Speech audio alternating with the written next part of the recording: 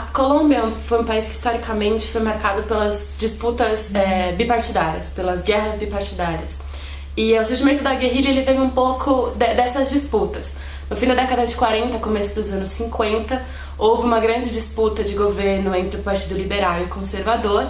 e o assassinato de um líder liberal levou a manifestações de violência armada no país, e essas manifestações elas foram com o tempo se unindo em guerrilhas.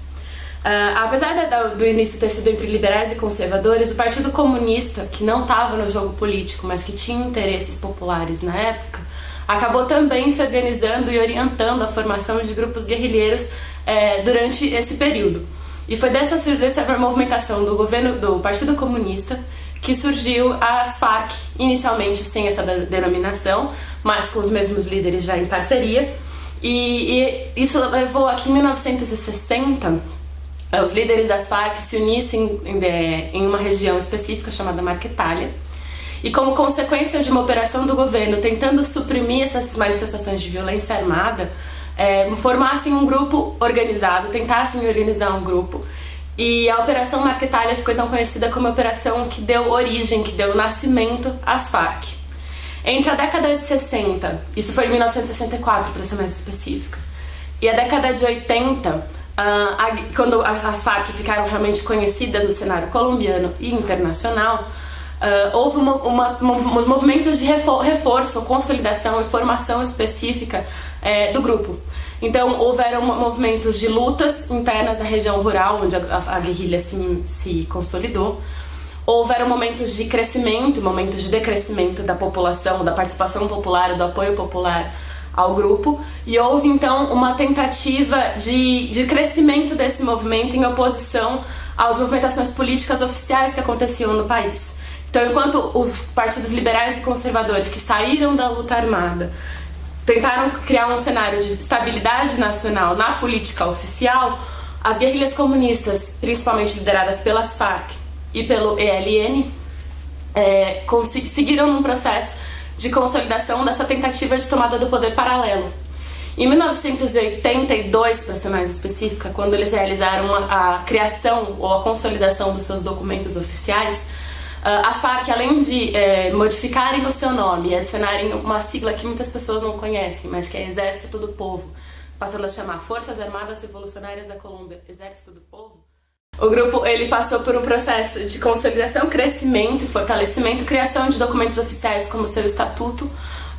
e as diretrizes de luta armada, e eles decidiram então optar pela luta pelo povo, participação do povo, e por uma aproximação mais ativa e não reativa na modificação da política do país. Foi quando as Farc decidiram que eles não mais apenas se defenderiam dos ataques das Forças Armadas, não mais apenas se defenderiam da oposição do governo, mas passariam a agir em prol de modificar ou alterar a situação política, as condições políticas do país, buscando alcançar os seus objetivos iniciais, primordiais, vinculados à luta popular, que são a reforma agrária e os direitos da população rural. Então foi mais ou menos na década de 80 que começa-se a atribuir às Farc um papel mais proativo e mais incisivo dentro do cenário político nacional colombiano. E é mais ou menos nesse momento em que o crescimento da guerrilha e o crescimento das suas ações e a opção por ações que ficaram conhecidas no mundo inteiro, como as ações de sequestro, as ações de ataque, as instalações fundamentais para o funcionamento do governo, como as instalações de energia elétrica, as instalações de produção de petróleo e afins, fizeram com que essa luta começasse a se propagar e se ficar conhecida. Não que não fosse conhecida anteriormente, uma vez que o surgimento das Farc ele foi mais ou menos coincidente com o surgimento da Revolução Guerrilheira Cubana, da Revolução Cubana, e houve algum tipo de associação à época. Mas ainda assim o conhecimento, a consolidação do grupo e seu fortalecimento foi mais ou menos na década de 80. Com o objetivo de esclarecer, de divulgar para a população, de publicizar quais eram os seus principais objetivos na época e por que justificar a luta guerrilheira das Farc, em 1964 as Farc já liberaram um documento que depois foi aprimorado durante a década de 60, 70 e 80, chamado Programa Agrário dos Guerrilheiros. Nesse programa, as Farc elas tentam divulgar e consolidar na população que o objetivo da guerrilha, por mais que seja a tomada do poder, é essa tomada do poder visando consolidar os direitos da população rural e os direitos do setor agrário colombiano, não o setor agrário agroexportador, mas o setor agrário de subsistência, da população rural que precisava sobreviver e que não considerava que o Estado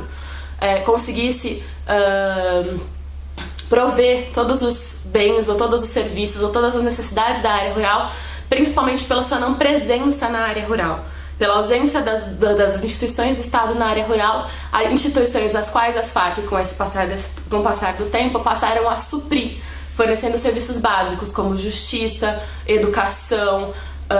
segurança, nos lugares onde considerava que o Estado não conseguia prover para a população.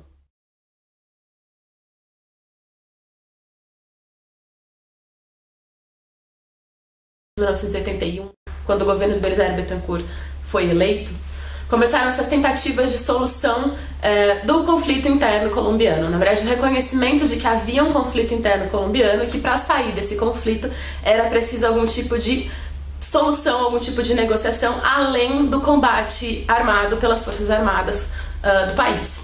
Então, no começo da década de 80, o Belisário Bittencourt ele tenta a primeira aproximação não só com as Farc, mas principalmente com as Farc pelo seu tamanho.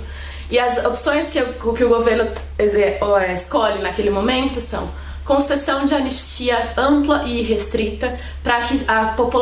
os guerrilheiros, aqueles que estivessem envolvidos em armas, se sentissem mais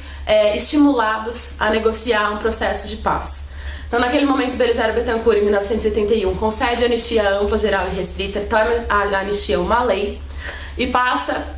a contatar os líderes guerrilheiros da época. Apesar da tentativa de negociação do Belisário Bittencourt, o interesse não era tão amplo, porque a guerrilha passava por um momento de ascensão, não só a guerrilha das Farc, algumas outras, mas focando aqui. Houve então uma tentativa de aproximação, e aí, como não havia um interesse tão grande, o Belisário Bittencourt coloca como contraposição a possibilidade de que a guerrilha participe de uma reforma política do país. Naquele momento, ele não consegue ampliar a proposta de reforma política por questões do governo, por questões do próprio parlamento, mas ainda assim estimula-se que a guerrilha se organize em partidos políticos. Em 1985, não só as Farc, mas as Farc com outros guerrilheiros, e principalmente outros guerrilheiros que não das Farc, criam um partido chamado União Patriótica. Esse partido visava que os interesses defendidos pela guerrilha passassem a valer ou a serem defendidos no âmbito do governo, no âmbito da política oficial do país. Entre 1985 e 1988, o partido cresceu na Colômbia e passou a ganhar eleições, fossem elas de nível, principalmente de nível municipal, e aí ganhando força para participar das eleições de nível nacional. Em 1980, mais ou menos em 1988, até um pouquinho antes, essa ação, ou essa participação, esse crescimento da oposição na realidade política colombiana faz com que aqueles que eram contrários à participação de ex-guerrilheiros ou de defensores da guerrilha na política nacional, entre eles não só a elite colombiana, mas também alguns representantes das Forças Armadas colombianas, passem a agir contrários e fisicamente ou violentamente contrários à presença dessas pessoas ou dos membros do partido na realidade política do país. Esse período ele ficou conhecido como Guerra Sucia, ou Guerra Suja em português, e levou à morte de diversos participantes do partido, inclusive candidatos à presidência das eleições de 1988, e faz com que em 88 as Farc declarem que não mais participariam de negociações com o governo colombiano e voltariam a optar principalmente pela luta armada em prol de alcançar seus objetivos. Então esse processo ele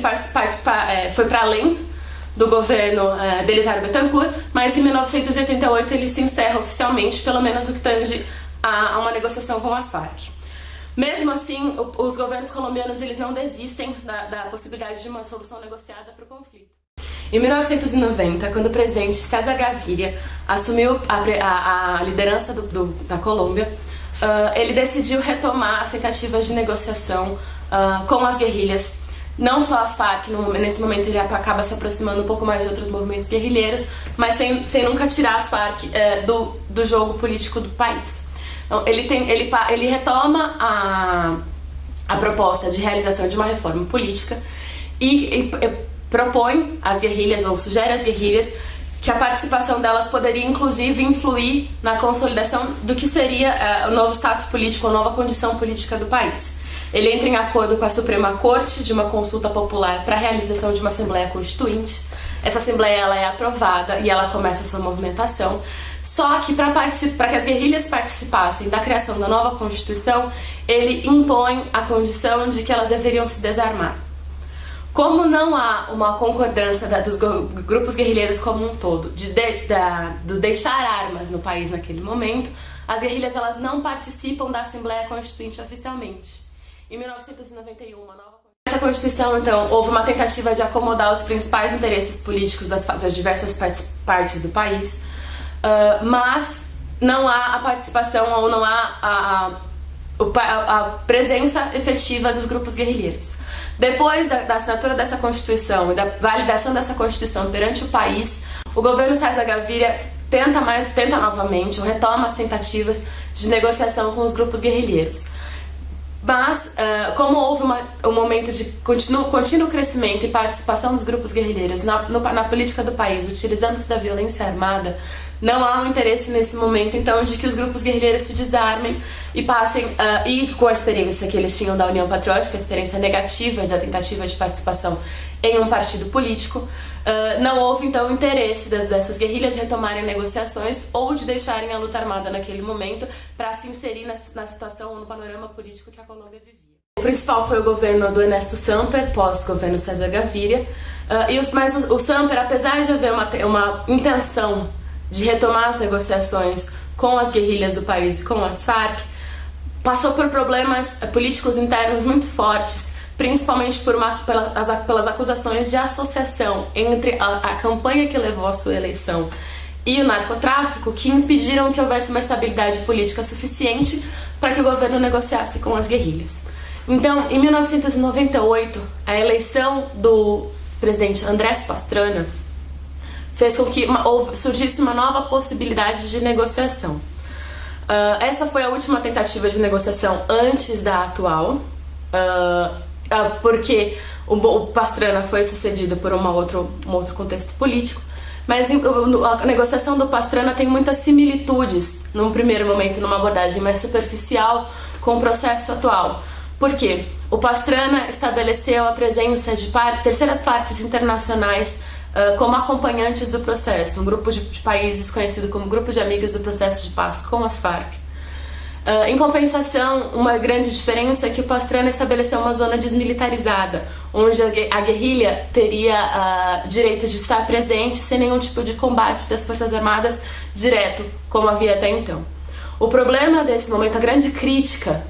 desse processo com Pastrana com a zona desmilitarizada, é que teria havido a possibilidade de uma reorganização da guerrilha no final da década de 90 e uma tentativa, um estímulo então a que não se consolidasse o processo de paz. Por outro lado,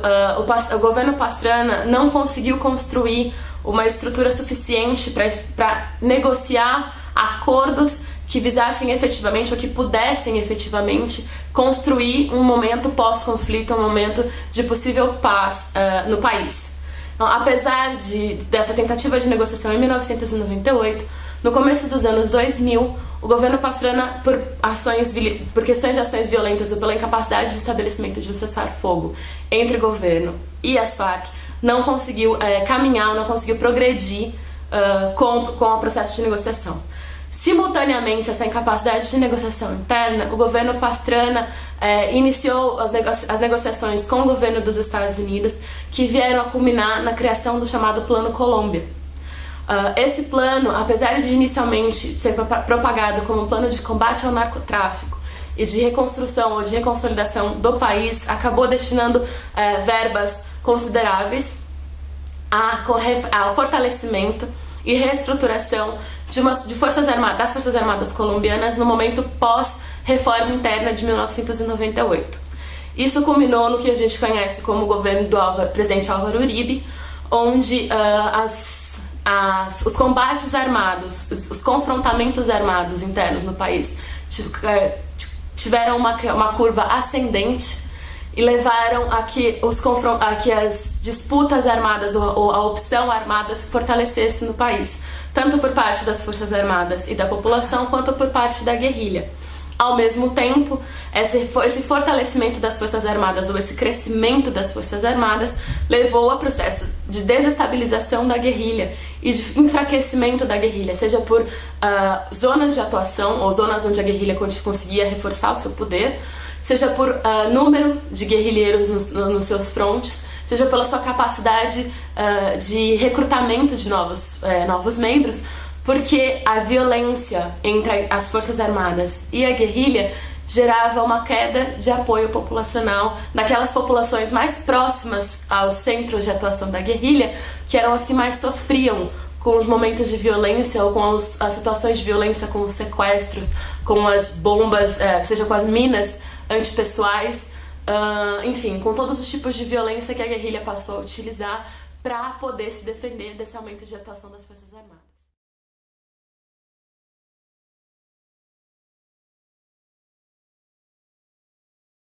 Diferenciais, eu acredito que possam ser apontados do processo que iniciou-se oficialmente ou abertamente em 2012 com relação a esses processos atuais. Primeiro é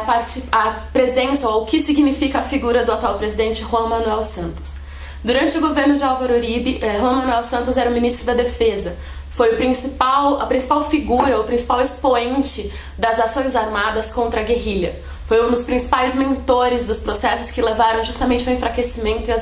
e aos ataques às Farc. E nesse momento, em 2010, quando ele assume a presidência, ele busca uma aproximação. Então, o Santos ele sintetiza, ou poderia sintetizar numa pessoa, tanto a ação armada, tanto o combate violento, quanto a tentativa de uma solução negociada. Então, ele pode ser considerado um símbolo para as Farc, daquele que, conhecendo os dois lados, opta pela solução negociada e opta pela construção de um processo pós-conflito, conhecendo os piores augúrios, as piores consequências de uma ação violenta. Além disso, ao não negociar dentro do país, ao levar a negociação para uma situação externa, com apoio internacional, com apoio dos países da América do Sul, com a presença de um país europeu considerado símbolo dos processos de paz no país, com presença em outros processos de paz no país, que é a Noruega. O Santos, ele primeiro tira um pouco da pressão interna do país com relação às consequências de uma solução negociada, ou de uma negociação de uma solução, e aumenta a participação ou o apoio daqueles mesmos países que antigamente eram acusados de apoiar a guerrilha, como é o caso da Venezuela. A presença da Venezuela como um apoio, um garante do processo de paz, mostra que não só há uma tentativa de unir os interesses do governo aos interesses da guerrilha, como há um apoio internacional daqueles que poderiam ser contrários a uma solução, a justamente conseguir uma solução para um país que passava por um processo de crescimento econômico, cujo grande empecilho, um dos grandes empecilhos a esse crescimento econômico, a esse desenvolvimento interno, é justamente a situação de conflito interno, como a Colômbia tem, essa situação de disputas da própria população contra o seu governo, como a Colômbia tem. Mais outra questão diferencial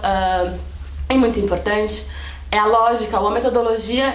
utilizada para esse acordo, que é a metodologia do single undertaking, ou seja, nada está acordado até que tudo esteja acordado. Isso faz com que haja menos possibilidade, ou menos chance, ou menos brechas para que o acordo seja rompido antes mesmo dele ser consolidado. Porque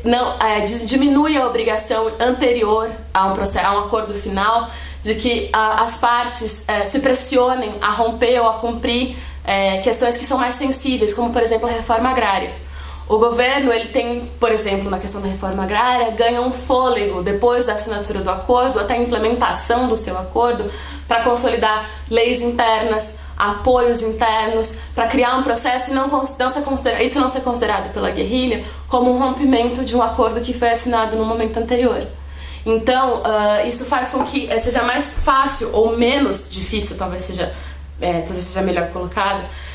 que os rompimentos ou as dificuldades de consolidação desse acordo gerem impedimentos à continuação das conversas, das negociações, como aconteceu em momentos anteriores. O cessar-fogo, por exemplo, que é uma parte importante do acordo, torna-se uma questão